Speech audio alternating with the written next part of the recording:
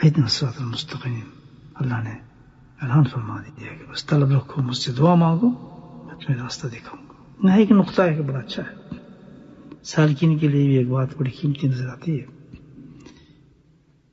کہ ہم لوگ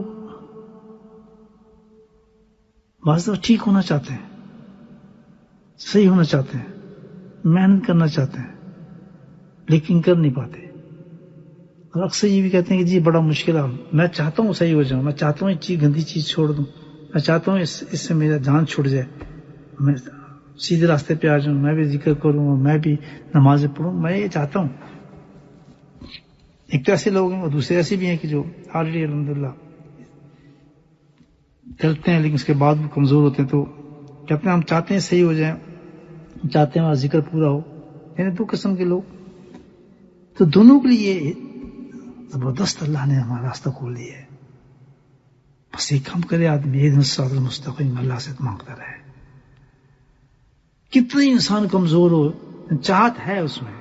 چاہتا ہوں میں ہو جاؤں، لیکن میرے میں ہمت نہیں ہے، میرے میں طاقت نہیں ہے، گناہ کو چھوڑنا میرے لیے بڑا مشکل ہے، ماحول کو چھوڑنا بڑا مشکل ہے، بالکل پرواہ نہ کرے۔ کل بھی میں نے عرض کیا تھا،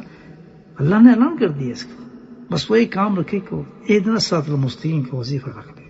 بس کیا مطلب کہ اللہ سے دعا کرتے اللہ تعالیٰ مجھے ہدایت دے، چاہتا ہوں میں، تو جانتا ہے،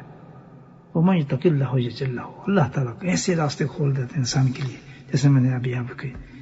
شخص کا واقعہ سنایا۔ انہونی جگہ سے آدمی کو ہر ایک کشتی آپ دیکھنے میری اپنی ایسی جگہ سے اللہ نے ہدایت کا فرماتے ہیں کہ انسان تصور بھی نہیں کر سکتا، اور ایسے انسان کے سامنے لا کے بٹھا دیتا ہے کہ جس کو جانتا بھی کبھی نہیں۔ تو یہ پکی بات، اس کا میسج ہے جو ہمیں بڑھانی چاہیے۔ جہاں ہم دیکھیں کمزوری ہو رہی ہے، ہم چاہتے ہیں ہم سے ہو نہیں رہا وہ کام،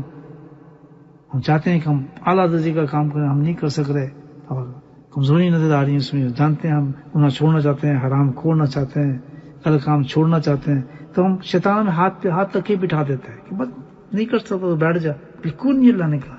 اتنا تو ہم کر سکتے ہیں کہ طلب ہم اندر موجود ہے، ہم چاہتے ہیں تو ہم اللہ سے دعا مانگتے ہیں، اللہ تعالیٰ مجھے ہدایت دے، میں بھی چاہتا ہوں میں نیک ہو جاؤں۔ ضروری نہیں کہ نماز کے بعد دعا مانگے، ضروری نہیں آپ کوئی وظیفہ کرنے کے بعد دعا مانگے،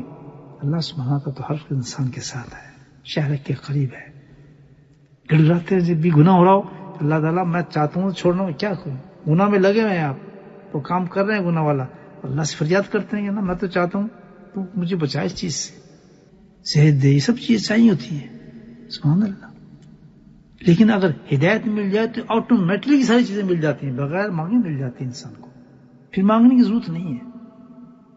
ہدایت ملے گی، سب کچھ ملے گی، سارے دروازے کھول دیتا ہے، رزق کے دروازے کھول دیتا ہے، برکتوں کے دروازے کھولتا ہے، رحمتوں کے دروازے، اور ہدایت کے بغیر یہ سب کچھ مٹی پانی ہے۔ اگر کسی کے پاس ہدایت نہیں ہے، یہ دیکھ لیں ویسٹرن دنیا کتنی رنگین ہے، کھانا پینا، یہ شراب کباب، پیسہ دولت گاڑیاں، یہ تو خواب ہے، مٹی ہے، کچھ بھی نہیں اس میں۔ اگر یہ دولت مال سب آپ کو ہدایت کے ساتھ ملتا ہے، ایسے بڑے بڑے مشائخ گزرے جو بڑے امیر کبیر تھے، ان کی بڑی تجارت تھی، حضرت عبدالقادر جیلانی رحمۃ اللہ علیہ، ابو حنیفہ رحمۃ اللہ علیہ، عبد اللہ احرار رحمۃ اللہ علیہ، نقشبندی شیخ، بڑے بڑے تاجر تھے، خود صحابہ کرام بڑے تاجر تھے۔ تو ہدایت کے ساتھ اگر یہ دولت بھی مل رہی ہے تو یہ اللہ کی انعام اور نعمت ہے، کسی مسئلے سے آپ کو دے دی ہے، ملے تب بھی کوئی نقصان نہیں، مل جائے تب بھی کوئی نقصان نہیں، لیکن ہدایت مل جائے تو دونوں چیزیں مل جاتی ہیں انسان، دنیا نہ ملے تب بھی انسان کو الحمدللہ راحت نصیب ہوتی ہے، اور دنیا مل جائے تو انعام مل جاتا ہے، اس پہ نعمت، اس پہ کوئی اور ذمہ داری زیادہ آ جاتی ہے انسان پر۔ لیکن ہے مین چیز ہدایت، جس کو ہدایت نصیب ہو جائے تو سب سے پہلے دعا ہدایت کی مانگنے بجائے دوسری چیزیں مانگنے کی، جس کو ہدایت مل گئی سب کچھ اس کو مل جاتا ہے۔ اگر ہدایت اللہ سے تم نے لے بھی لی ہے تو اس کے بعد خبردار ایک چیز کا خیال رکھے گا، ہدی للمتقین ہونی چاہیے، ایسی ہدایت ہونی چاہیے جیسے اللہ سے ڈرنے والوں کی ہدایت نصیب، ہدایت تسلیم کرتے ہیں، ہدایت قبول کرتے ہیں۔ وہ کیا ہے کہ وہ ہدایت مکمل فائدہ مند ہوگی، وہ فائدہ آپ کو پورا پہنچائے گی جب کہ آپ اس کتاب میں سے، جو کتاب ہمیں اللہ نے دی ہے، اس میں جو ہے ہم نے ہدایت تمہیں دی ہے، ہمیں تمہیں تعلیمات دی ہیں، اس پر تم عمل کرو گے، ہدایت لینے کے بعد تو وہ ہدایت تب مکمل فائدہ مند ہوگی تمہارے لیے. کیوں بھٹکے گا؟ الف لام میم ذالک الکتاب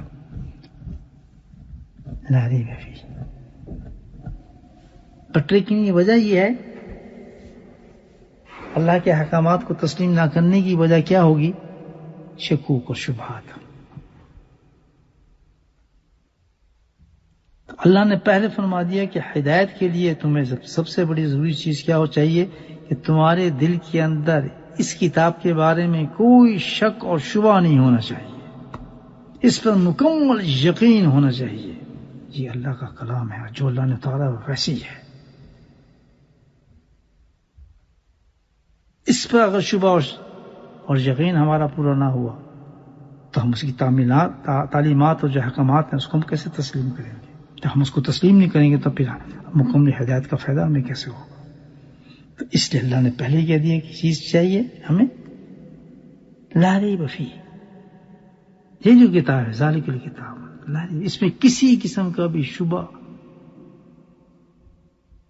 کسی قسم کا بھی اس کے اندر شائبہ، شک آپ کو کبھی بھی مکمل ہدایت نہیں دے گا. یہ وجہ ہے کہ ہم ہدایت ہونے کے باوجود بھی ہم راستے پہ نہیں پہنچ سکتے.